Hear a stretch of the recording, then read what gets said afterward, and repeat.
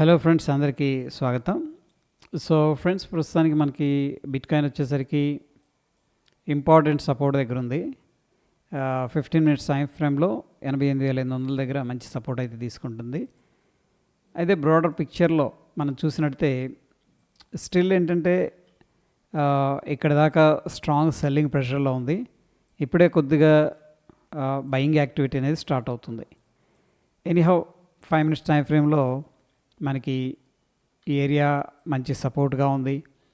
అయితే ఇప్పుడు మనం ట్రేడ్ ఎలా ప్లాన్ చేసుకోవచ్చు అంటే, సో టెక్నికల్గా మనకి ఇది ఒక రెసిస్టెన్స్ ఉంది 89,156. ఈ రెసిస్టెన్స్ లెవెల్ బ్రేక్అవుట్ అయిందనుకోండి, మనం ట్రేడ్ ప్లాన్ తీసుకోవచ్చు. సో టార్గెట్ వచ్చేసరికి ఈ లెవెల్ దాకా మనం ప్రొజెక్ట్ చేసుకోవచ్చు. ఓకే, ఇంకా మనం 1 మినిట్ టైం ఫ్రేమ్ అనేది చూస్తే, సో సింపుల్గా ఏంటంటే మార్కెట్ సైడ్ వేస్ నుంచి ఒక ట్రెండ్ లైన్ అనేది బ్రేక్అవుట్ అయింది. And at the same time ఏంటంటే బయర్స్ సెల్లర్స్ స్ట్రెంగ్త్ అనేది చూస్తే బయర్స్ కొద్దిగా యాక్టివ్గా ఉన్నారు. ఇక్కడ చూడండి, అన్నీ కూడా బయర్స్ డాట్స్ అనేది చూపిస్తున్నాయి. ఓకే, అంటే బయర్స్ యాక్టివిటీ స్ట్రాంగ్గా ఉంది.